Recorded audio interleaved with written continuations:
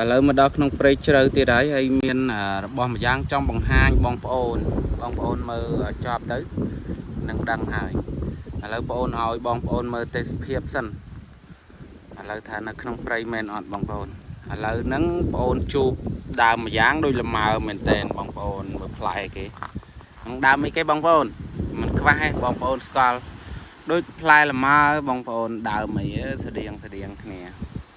បានតែលម៉ើព្រៃតែមិញបងប្អូន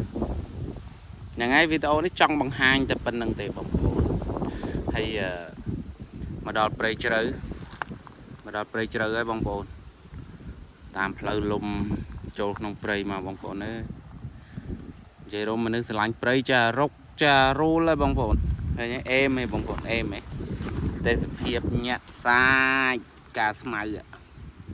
អេមហួសមានក្តីសោកបងប្អូនតែកាលណាបានចូលក្នុងព្រៃធម្មជាតិទៅមានក្តីសោក